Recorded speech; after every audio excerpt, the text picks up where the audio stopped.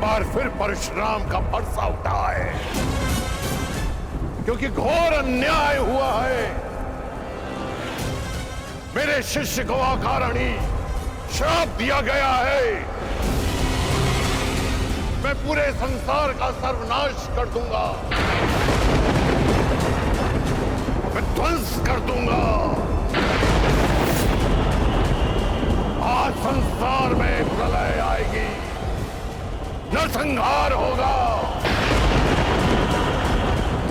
21 बार इस धरा को क्षत्रिय विहीन कर देने वाला परशुराम एक बार फिर इस धरा को मानव विहीन कर देगा।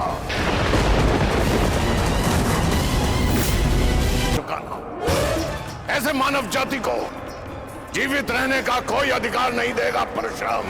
नहीं गुरुदेव, नहीं।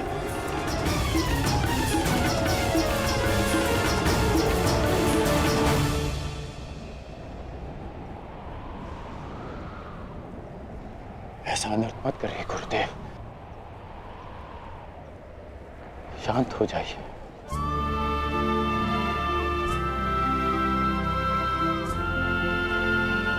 इतना क्रोध क्यों गुरुदेव? मुझे तो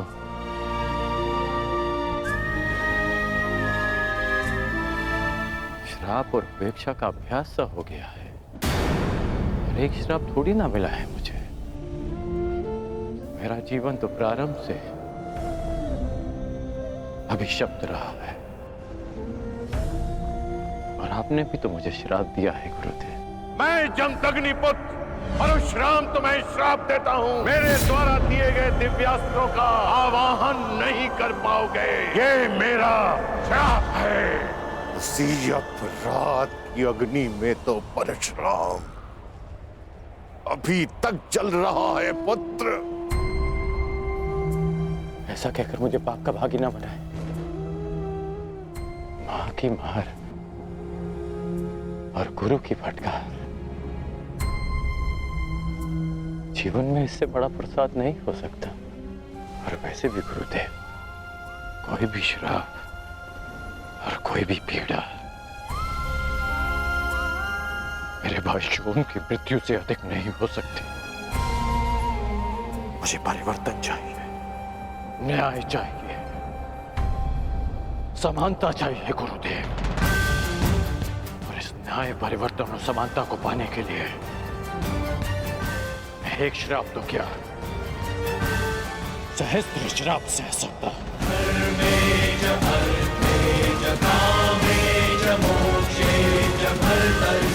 और कोई श्राप आपके इस शिष्य को अपने लक्ष्य से, अपने कर्म पथ से हटा नहीं सकता गुरुदेव।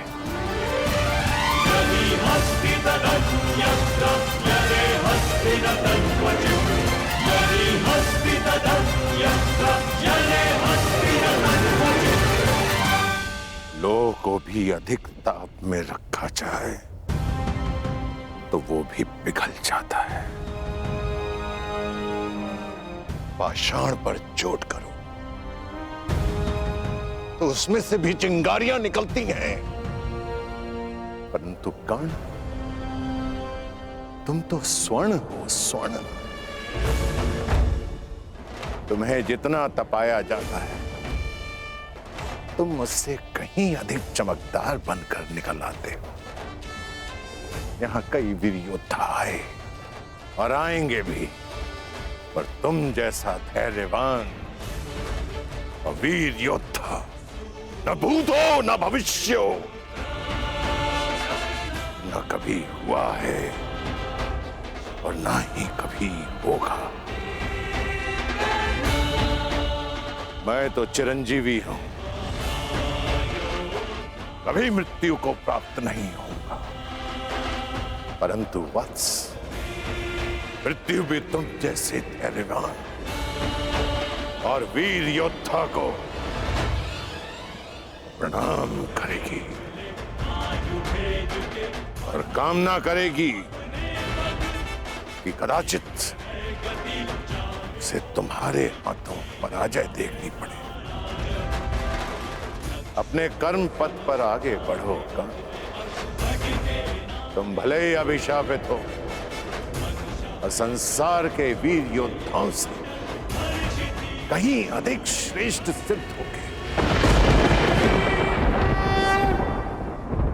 तुम मृत्युंजय कर्ण बनोगे।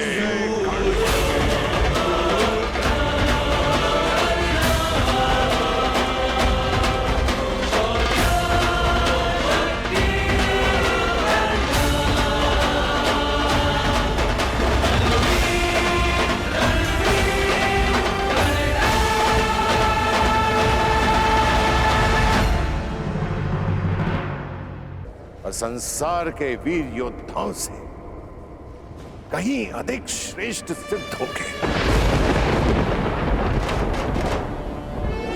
तुम मृत्युंजय कर्ण बनोगे। मृत्युंजय कर्ण बनोगे।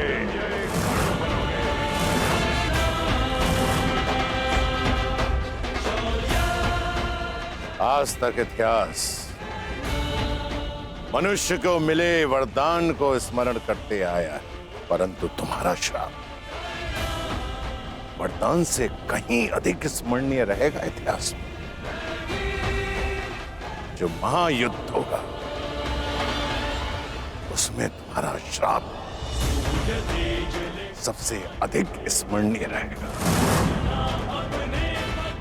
मनुष्य वरदान पाकर भी विजय पथ की ओर नहीं बढ़ पाते, परंतु तुम अभिशप्त होकर भी निर्भय विजय पथ पर आगे बढ़ोगे कर्ण।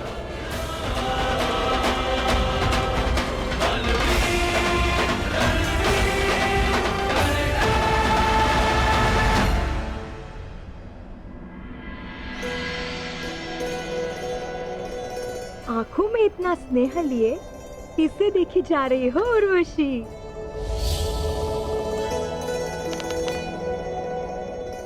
उस वीर को क्या तेज है उसके मुख पर और बाजुओं में कितना बल।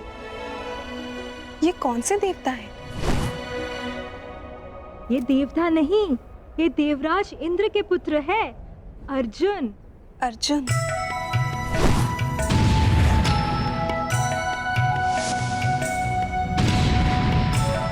प्रतीत होता है तो तुम्हारा मन आ गया है इस देवता पुत्र पर मैं तो तुम्हें पहले ही सावधान कर चुकी हूँ। ये देवराज इंद्र के पुत्र है। तो मैं भी देवताओं को वश में करने वाली अप्सरा उर्वशी हूँ और इस देव पुत्र को भी मैं अपने वश में कर ही लूंगी। महाबली कांड की, महाबली कांड की, अंगराज कांड की, अंगराज कांड की, अंगराज कांड की।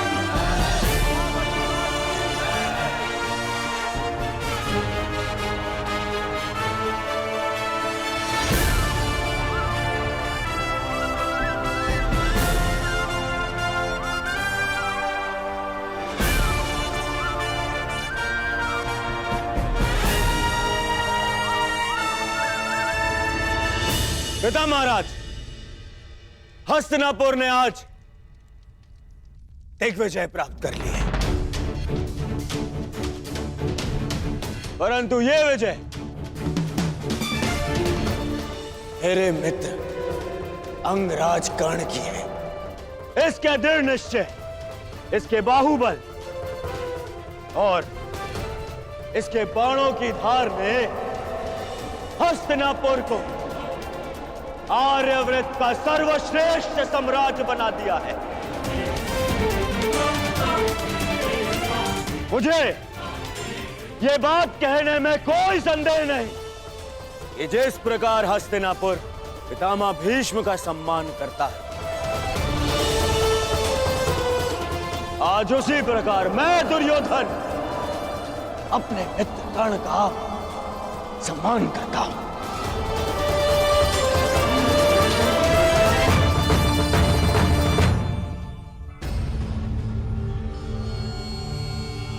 तो ये तक कहूंगा कि मेरा मित्र कर्ण है तो मैं सनात हूं और वो नहीं, तो मैं अनाथ हूं। महाराज की जय हो। राजकुमार अर्जुन को पशुपतास्त्र प्राप्त हो चुका है और देवराजेंद्र उन्हें अपने साथ स्वर्ग ले गए हैं।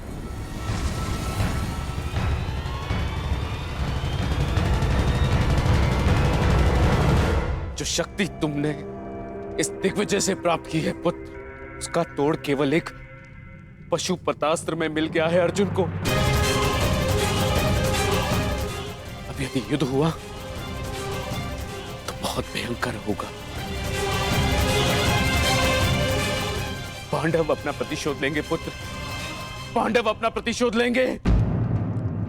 तो हम क्या युद्ध से भयभीत हैं पिताश्री?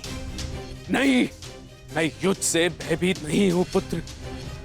मैं उन प्रतिज्ञा से भयभीत हूं जो उन पांडवों ने ली है। मैं देख नहीं सकता पुत्र, परंतु 12 वर्षों से हर रात्रि मेरे स्वप्न में मुझे द्रौपदी का वो श्राप सुनाई देता है।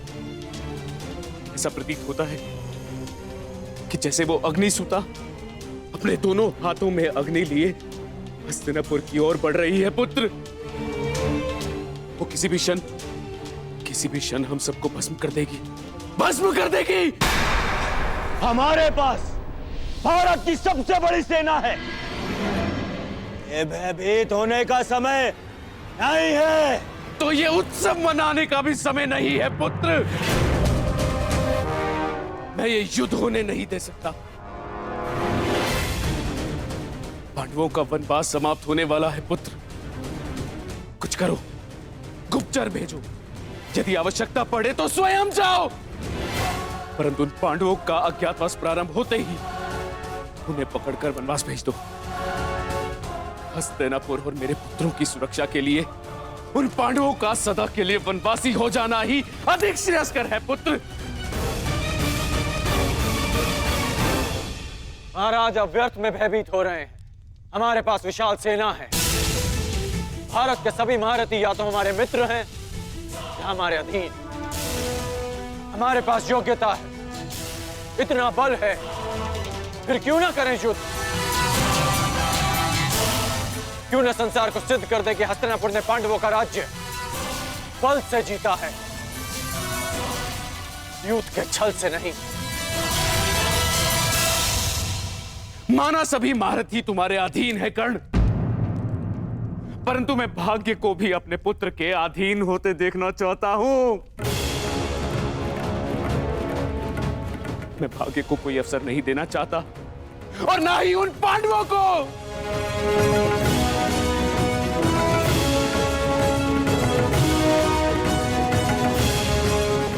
हाँ महीन, आप ही बताइए, क्या एक वीर योद्धा का लक्ष्य युद्ध और विजय नहीं? क्या गुप्त रूप से दृष्टि रखना कृपाणु का कार्य नहीं होता? इस समय मैं महाराज धृतराष्ट्र से सहमत हूं।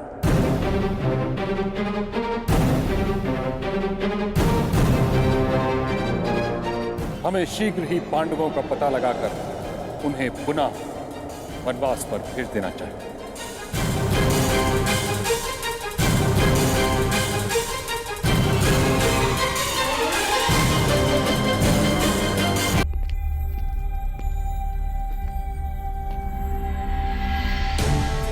आप ऐसा कहेंगे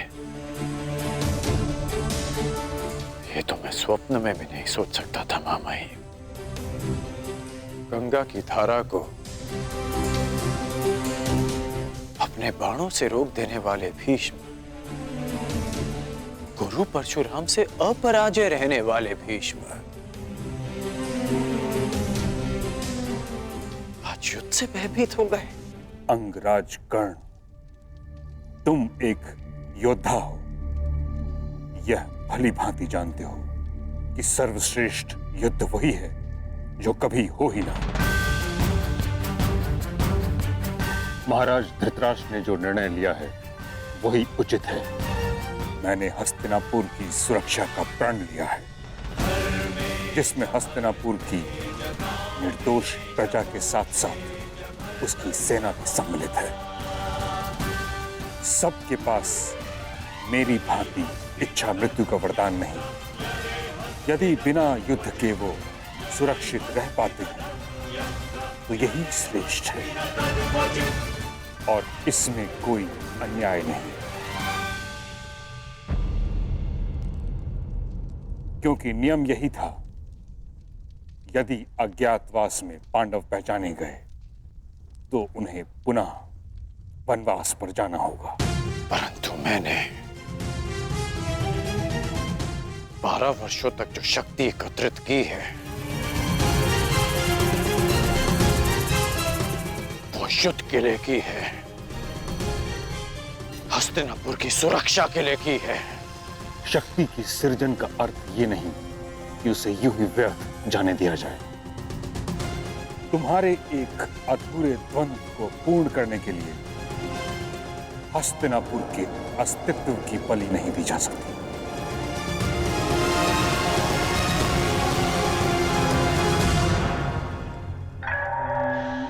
शांत महाबली कर्ण, शांत हो जाइए महामहिम। महाराज, यदि आपकी आज्ञा हो तो मैं कुछ कहूं? आज्ञा है। महाराज, मुझे लगता है कि अंगराज कर्ण का मत तर्कसंगत है।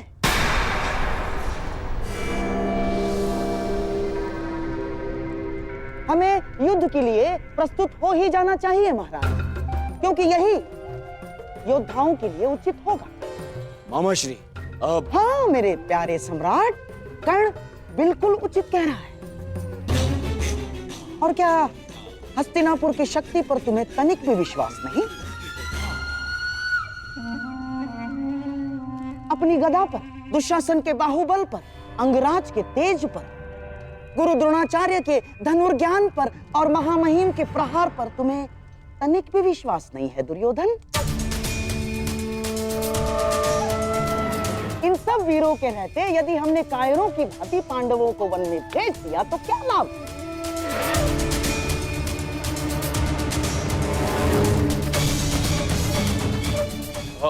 मेरी बात समझो मेरे प्यारे सम्राट।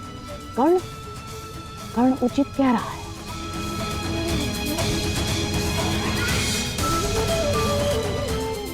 इतिहास हमें युद्ध में छल करने वाला कृपण समझे, उससे अधिक श्रेयस्कर। इतिहास हमें युद्ध में वीर गति प्राप्त करने वाला वीर समझे।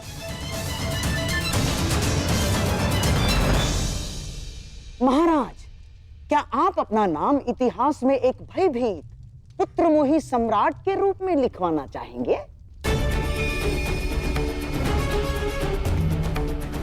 12 वर्ष महाराज, 12 वर्ष मैंने कर्ण के समक्ष रहकर बिताए हैं, और 12 वर्ष मेरे सम्राट दुर्योधन ने कर्ण के साथ मिलकर जो पराक्रम किए हैं, जो तपस्या की है, उसे हम यूं ही व्यर्थ जाने देंगे महाराज? ना, उस तपस्या को, उस पराक्रम को यूं ही व्यर्थ नहीं जाने दे सकते महाराज हम। राजनीति में कूटनीति का बहुत बड़ा स्थान होता है महाराज, माना, परंतु कभी कभी युद्ध ही एकमात्र त्राण रह जाता है। कहीं इतिहास ये कहकर हस्तिनापुर का अपयाश ना करे महाराज कि उसने अपना अंतिम युद्ध द्यूत की बिसात पर खेल डाला ना। विश्वास करो दुर्योधन, यही एकमात्र अवसर है। मान लो मेरी बात।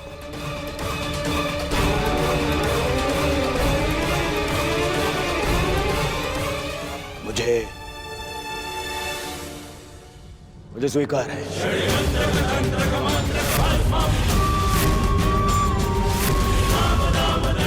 यदि युवराज की यही कामना है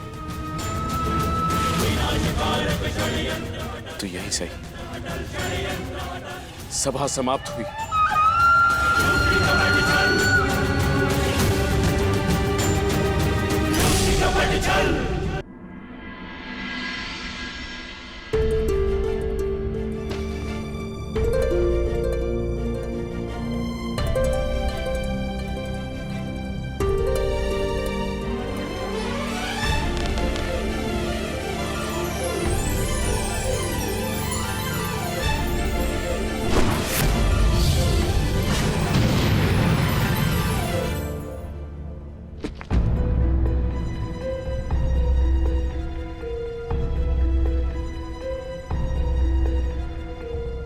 मेरा तुनीर कहाँ गया?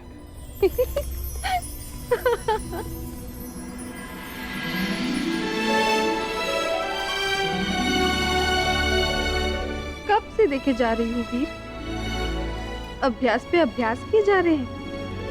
तनिक विश्राम तो कर लो। मेरे पास विश्राम का समय नहीं। मुझे मेरा तुनीर लौटा दीजिए देवी। उर्वशी, उर्वशी नाम है मेरा।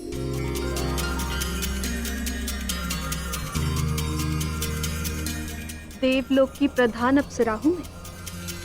हम स्वर्ग भ्रमण पर जा रहे हैं, आप भी चलिए। क्षमा चाहता हूँ देवी, मैं यहाँ स्वर्ग भ्रमण के लिए नहीं आया। मैं यहाँ इसलिए आया क्योंकि मुझे कुछ पापियों को नरक का मार्ग दिखाना है। शीघ्र अपना अभ्यास समाप्त करके मुझे अपने भ्राताओं के पास जाना है। जो दूर है उसकी इतनी चिंता, और जो समीप है उसका प्रेम और अभिवादन स्वीकार ही नहीं रहे हो। मैं तुम पर मोहित हूँ वीर, मुझे प्रेम दान करो, मेरे मन की अग्नि को शांत करो। क्षमा कीजिए देवी, मैंने 13 वर्ष का ब्रह्मचर्य व्रत लिया है। प्रणिपात।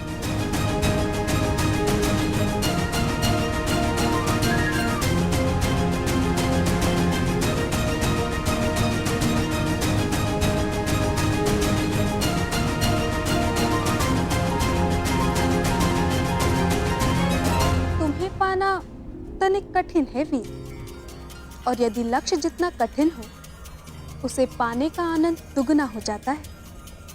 आपको अपना ब्रह्मचर्य व्रत तोड़ना ही होगा।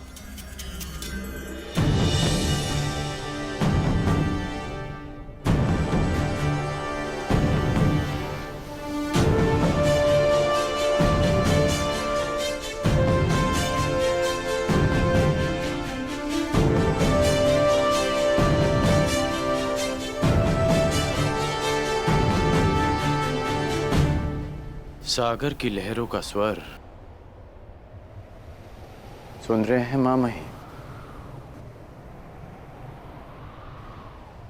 युद्ध की रणभेदी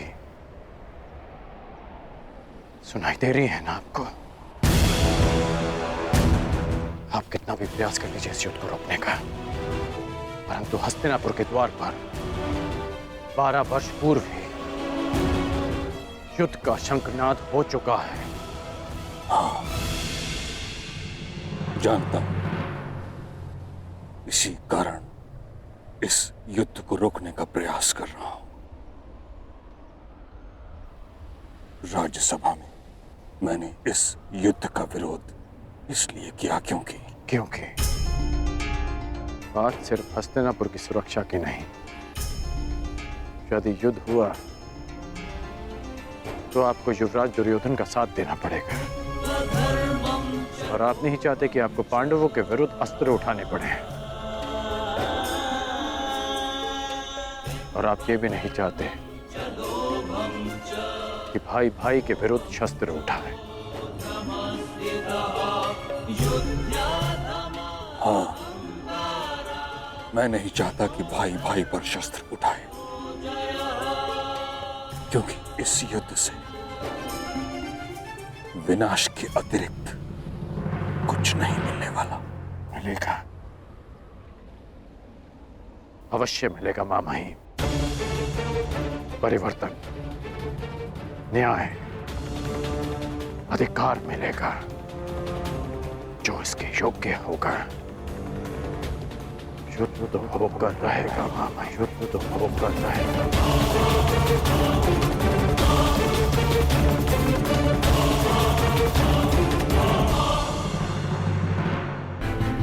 निस्संदेह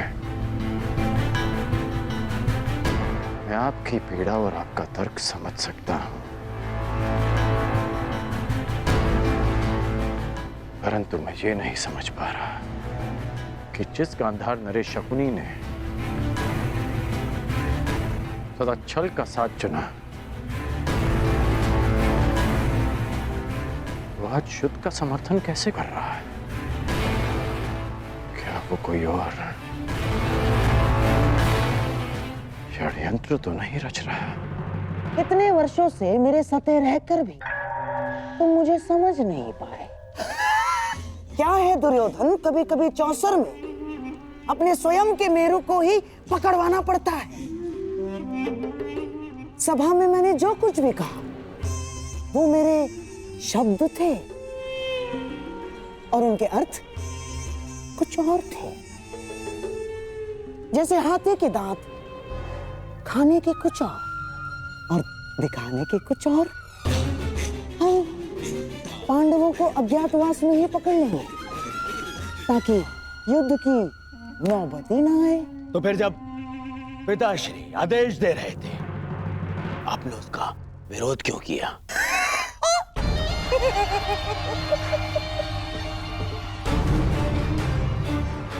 अपने विरोधियों को धराशायी करने के लिए मेरे प्यारे सम्राट। हमारे पक्ष में विरोधी? हाँ, हमारे पक्ष में विरोधी। जैसे लाक्षागृह की योजना उस विदुर ने बिगाड़ दी, और जैसे द्यूत क्रीड़ा का छल तोड़ने पर उतारू था तुम्हारा मित्र कर्ण।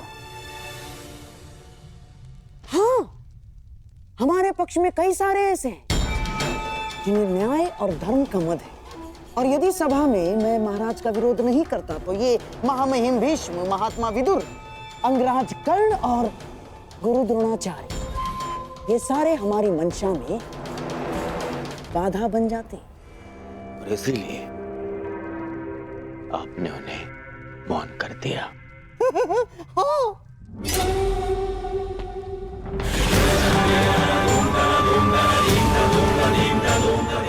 परंतु इन पांडवों का क्या?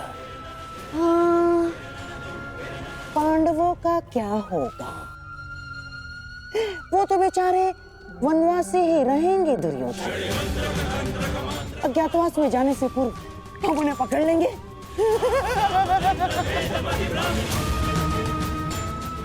जिस युद्ध के लिए अर्जुन दिव्यास्त्र ला रहा है वो कभी होगा ही नहीं।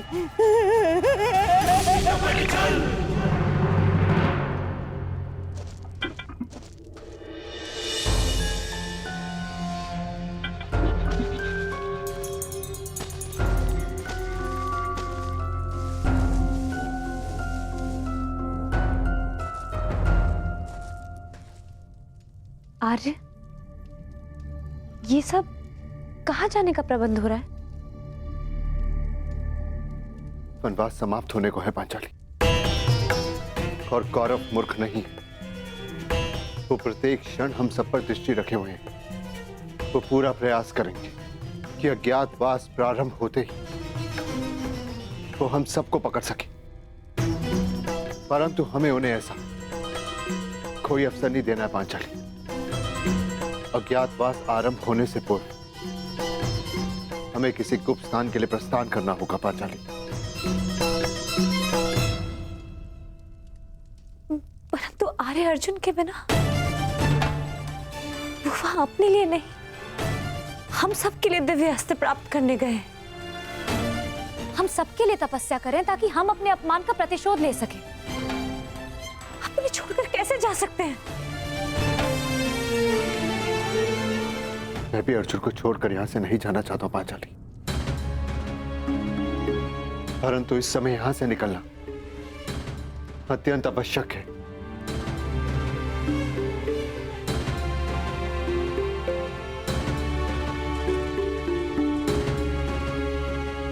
यदि ऐसा है तो आप जा सकते हैं।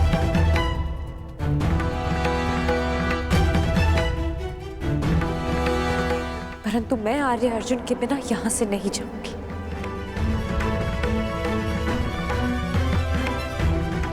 भले ही मुझे 12 वर्ष का वनवास पुनः क्यों न काटना पड़े। मैं तुम्हारी भावनाओं को समझ सकता हूं पांचाली, परंतु प्रश्न ये है कि इस समय अर्जुन है कहां?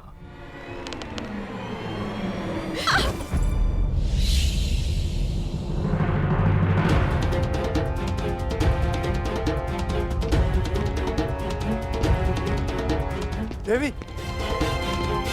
देवी, देवी उर्वशी, आंखें खोलिए, आंखें खोलिए देवी।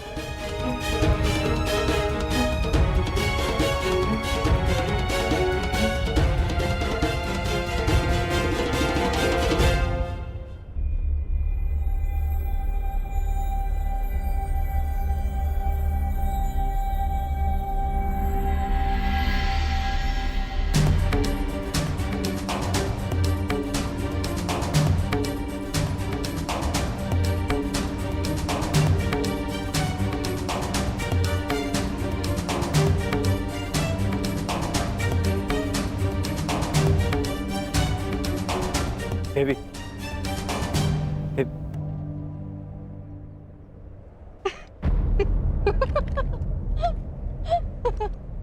आप हंस क्यों रहे हैं?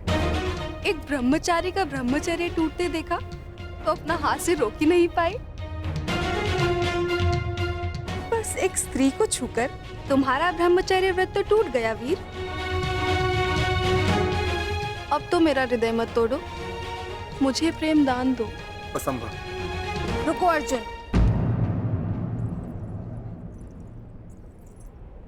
दिव्यास्त्र पाने आए थे, वो तो तुम्हें मिल गया। अब यदि साथ में मेरा प्रेम भी मिल रहा है तो उसे छोड़ने की मूर्खता क्यों?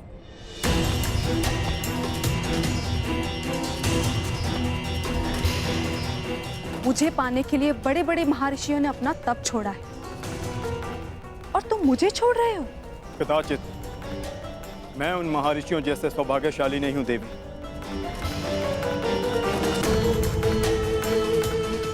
मुझे केवल महायुद्ध की रणभेरी सुनाई देती है। अपने बाणों से शैया पर लेटे शत्रु के शव दिखाई देते हैं। सावधान अर्जुन, तुमने स्वर्ग की सबसे सुंदर अप्सरा की कामना पूर्ति करना अस्वीकार किया है। मैं तुम्हें श्राप देती हूँ अर्जुन कि तुम इसी क्षण जीवन भर के लिए नपुंसक हो जाओगे।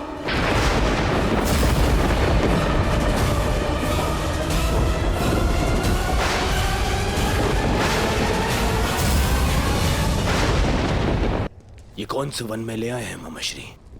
यहाँ ना कोई व्यक्ति है, ना कोई मार्ग है। ऐसे ही मार्गों से जीवन का प्रकाश मिलता है दुर्योधन।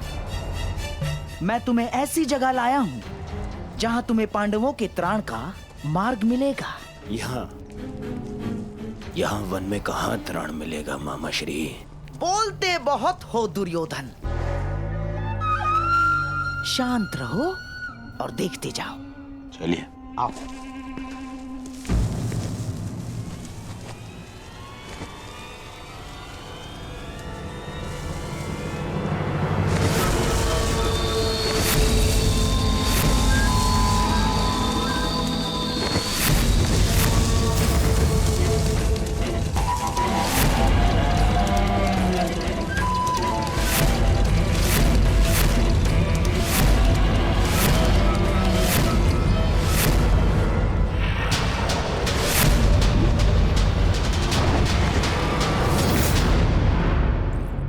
रुकिए।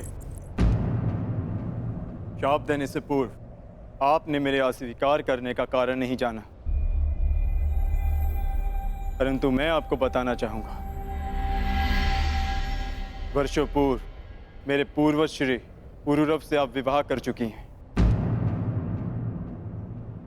इस नाते आप मेरी माता समान हो।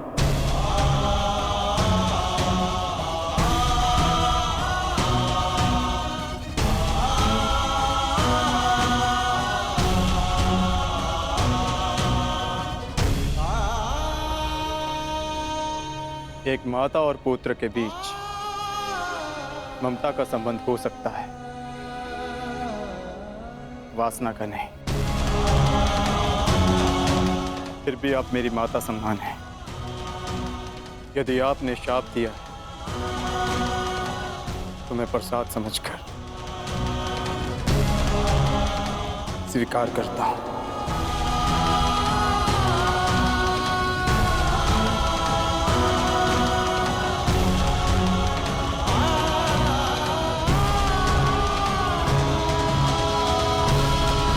मुझसे अनजाने में एक ऐसा पाप हो गया देवराज, अब क्या किया जाए? श्राप को वरदान में परिवर्तित किया जा सकता है उर्वशी। मेरी इच्छा है कि तुम इस श्राप को वरदान में परिवर्तित करो।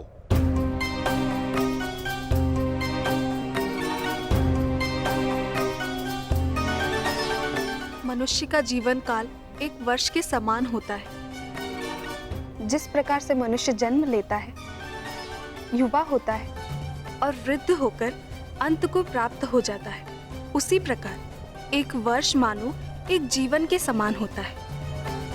इसीलिए मैं तुम्हारा श्राप केवल 1 वर्ष तक के लिए सीमित कर देती हूँ। ये मेरा आशीर्वाद है अर्जुन, कि जिस प्रकार से मनुष्य को जीवन के अंत में उसका लक्ष्य मिलता है, तुम्हें भी इस श्राप के अंत में तुम्हारा लक्ष्य मिल जाए, और जिस वर्ष भी तुम इस श्राप को भोगना चाहो, तुम्हारी इच्छा अनुसार तुम इस श्राप को भोग सकते हो।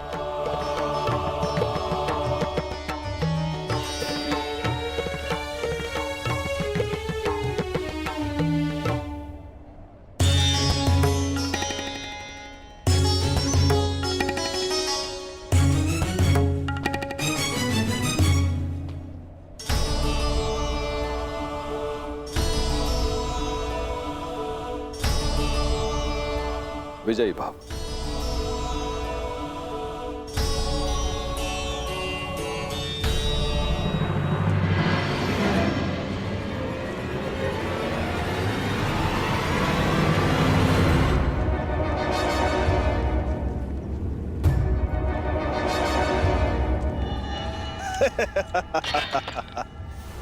जयद्रथ अपने साले और मामा ससुर गांधार नरेश का स्वागत करता है।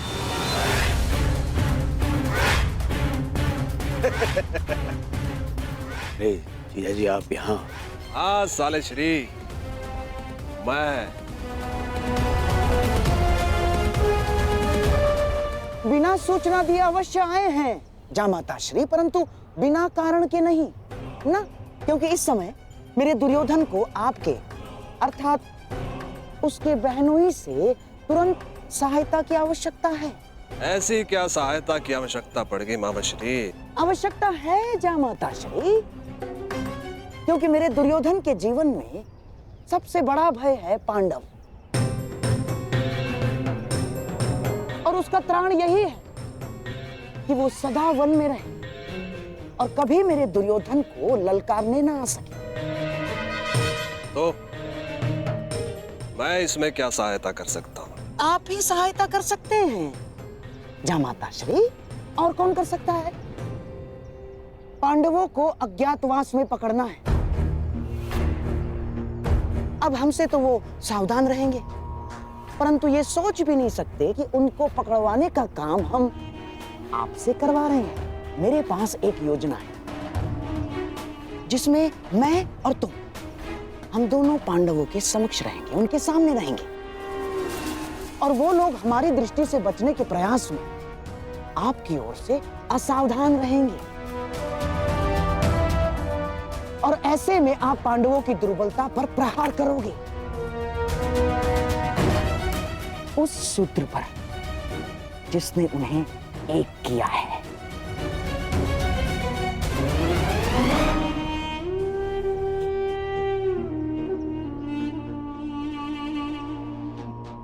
द्रौपदी,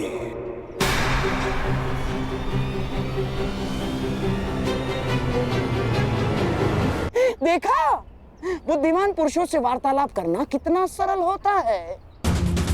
और भी कोई बाधा है मेरे मार्ग में? हाँ, बाधा है, परंतु हम उसे हस्तिनापुर छोड़ाए।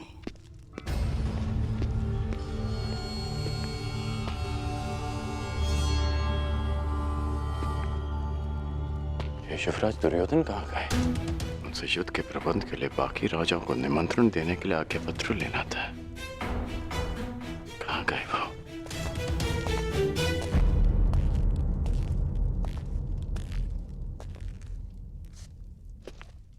सेवक, युवराज दुर्योधन कहाँ है? युवराज अभी सो रहे हैं। अभी तक सो रहे हैं? अंगराज रुकिए, अंगराज! आपको भीतर जाने की आज्ञा नहीं है। और मुझे रोकने का सामर्थ्य तुम सब में नहीं है। अंगराज मेरी बात सुनिए। अंगराज, अंगराज मेरी बात सुनिए। अंगराज!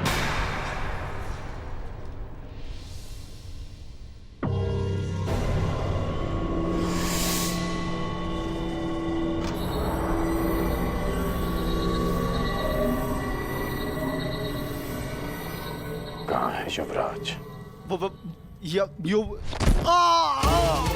मैंने पूछा कहाँ है युवराज? वो सूर्योदय से पहले गांधार नरेश के साथ निकल गए। आदेश था किसी को कुछ न बताया जाए। मुझे क्षमा कर दीजिए अंगराज।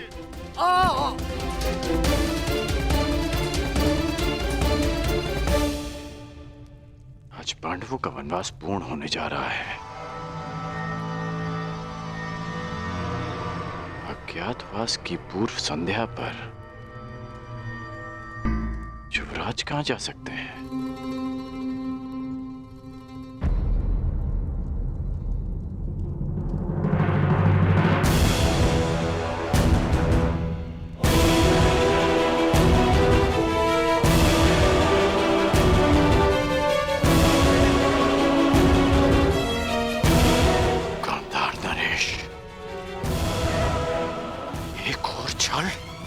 ध्यान रहे जामाताश्री, पांडव किसी भी परिस्थिति में अज्ञातवास में ना जाने पाए। चिंता मत करिए गांधार नरेश, पांडव सदा ही वनवासी रहेंगे। कोई भी पांडवों का त्राण नहीं कर पाएगा। कल सूर्यास्त होते ही पांडवों की आशा भी अस्त हो जाएगी। कुछ भी हो जाए,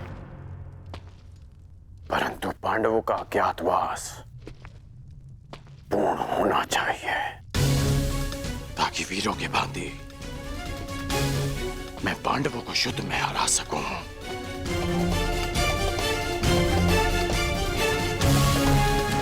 ताकि द्यूत सभा का कलंक मेरे और युवराज के माथे से सदा के लिए हट जाए।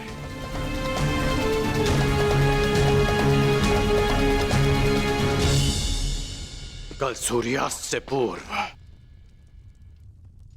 मैं पांडवों को अज्ञातवास में भेज दूंगा। अब और छल नहीं गांधार नरेश, पांडव अज्ञातवास जाएंगे।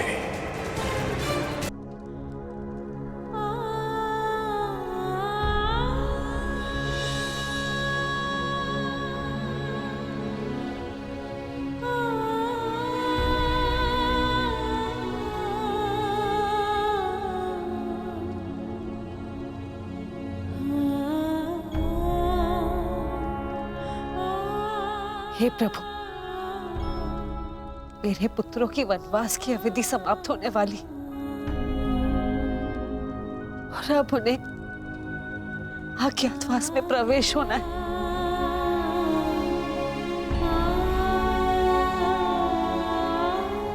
दुर्योधन अवश्य कोई बाधा उत्पन्न करने का प्रयत्न करेगा। मेरे पुत्रों की रक्षा करना प्रभु।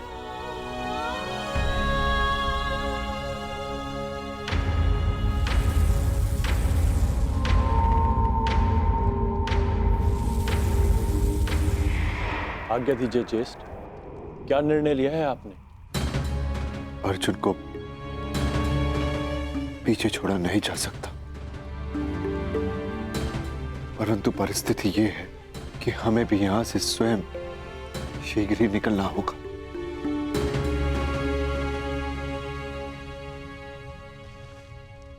पांचाली, अज्ञातवास प्रारंभ होने में बस कुछ ही प्रहर शेष है। हमें यहां से प्रस्थान करना होगा, क्योंकि दुर्योधन हर संभव प्रयास करेगा कि अज्ञातवास में प्रवेश करते ही वो हमें पकड़ ले, और इसका परिणाम पुनः 12 वर्ष का वनवास। समझने का प्रयास करो पांचाली।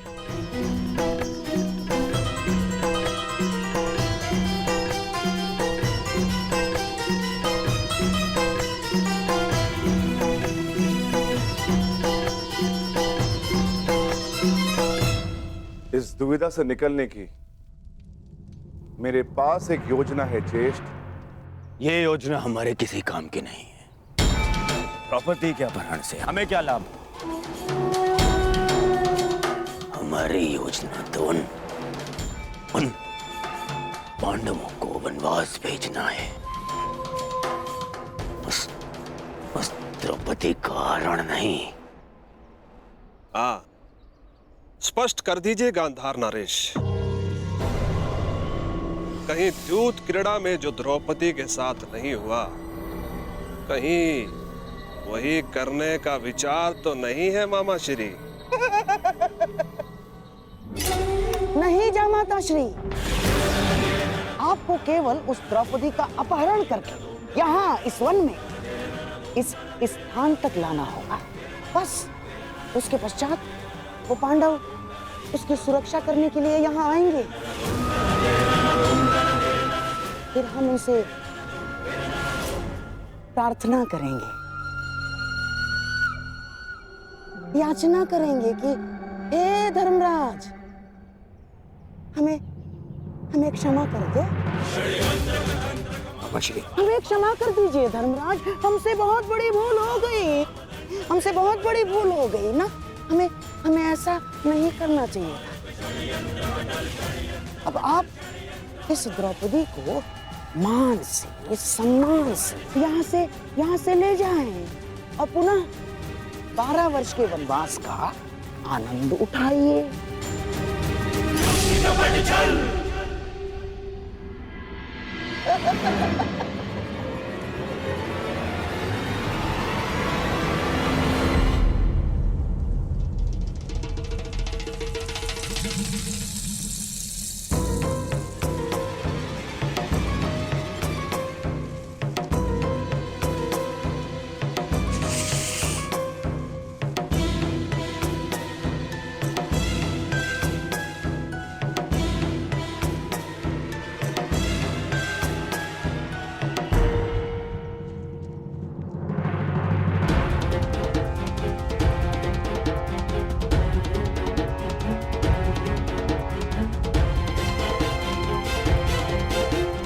पांडवों को जाना तो था ही, परंतु ये भीम विपरीत दिशा में क्यों जा रहा है?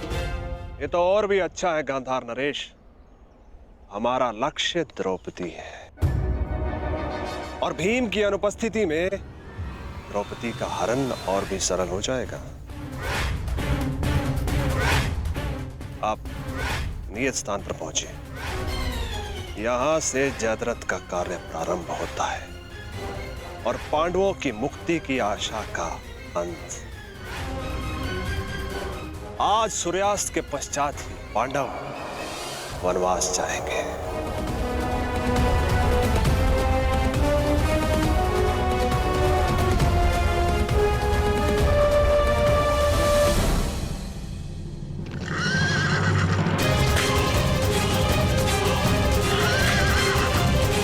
अब जो होगा बल से होगा, छल से नहीं।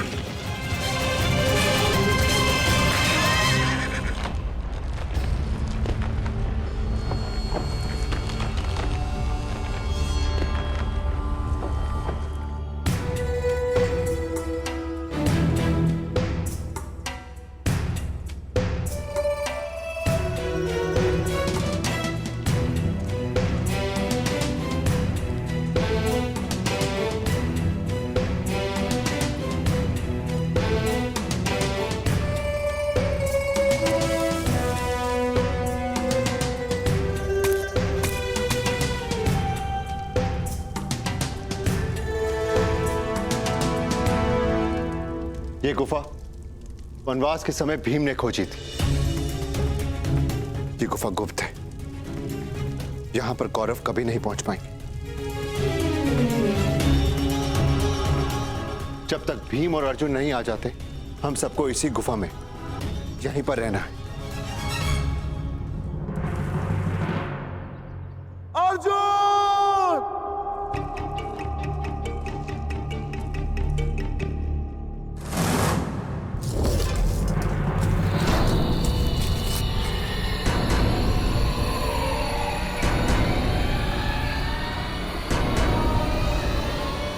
अधिक समय नहीं है, सूर्यास्त होने वाला है। नकुल, सहदेव, तुम दोनों पांचाली की सुरक्षा करना, जब तक मैं भोजन का कुछ प्रबंध करके आता।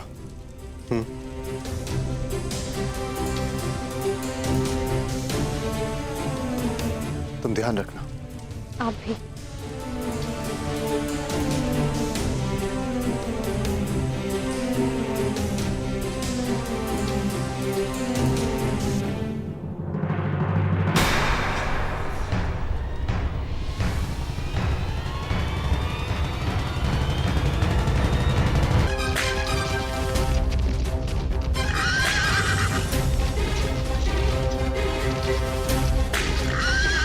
लक्षागृह कांड में मुझसे विलंब हो गया। चाहकर भी मैं द्रौपदी का चीरहरण नहीं रोक पाया, परंतु अब मैं विलंब नहीं होने दूंगा। मैं किसी भी प्रकार पांडवों को फिर से 12 वर्ष का वनवास नहीं भोगने दूंगा।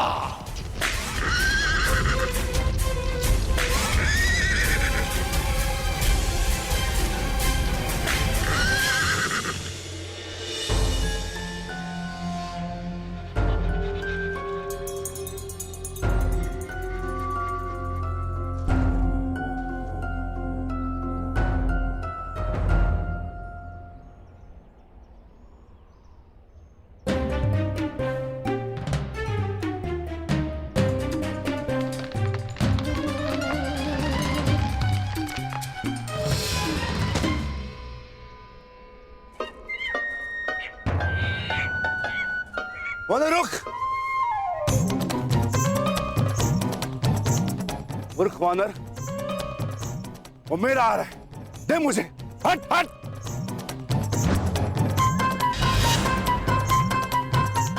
क्रोध मत दिला वानर।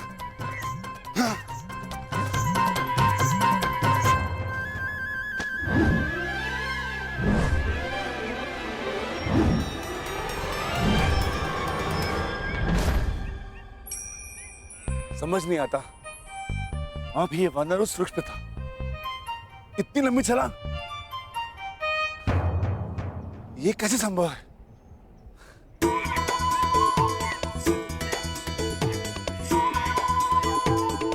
वानर हट! इतना चंचल है, हाथ में नहीं आएगा। कुछ तो करना होगा।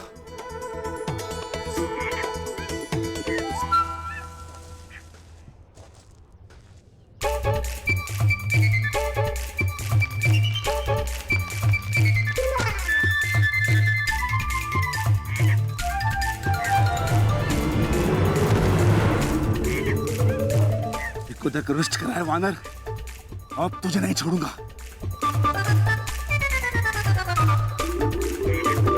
रुक वानर, रुक!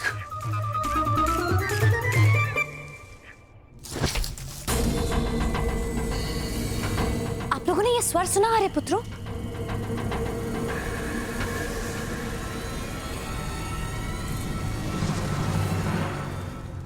कुछ नहीं है पांचाली, गुफा के द्वार पर कोई वन्य जीव होगा।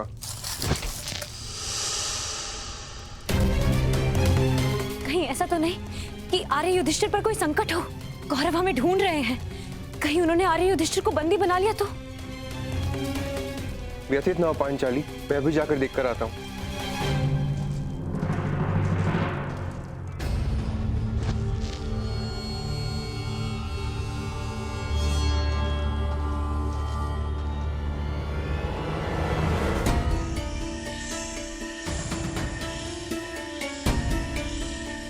कौन है? कौन है? सामने प्रस्तुत हो।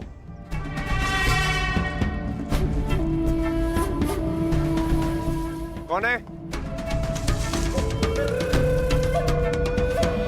कौन है वहां?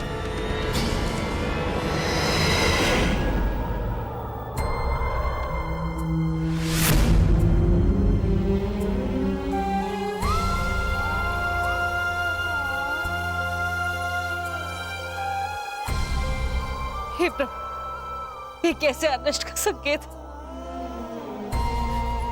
मेरे पुत्रों की रक्षा कर। भाग के दुष्ट, सामने आ।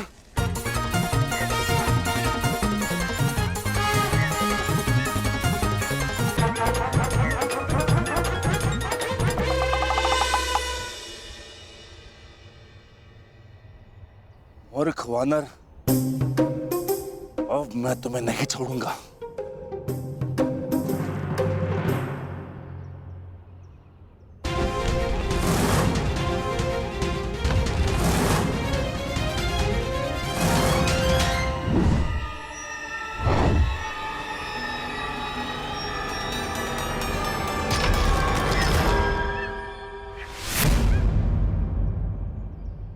किसी साधारण वानर के वश की बात नहीं है ये। कौन हो तुम? यक्ष हो या गंधर्व, देव हो या असुर, मायावी हो या किन्नर, अपना परिचय दो वानर। कनिष्ठ भ्राता को ढूंढने आए हो वृकोदर, और श्रेष्ठ भ्राता को ही नहीं पहचान पा रहे हो। ज्येष्ठ भ्राता? मेरे ज्येष्ठ भ्राता तो युधिष्ठिर है, परंतु आप कौन है?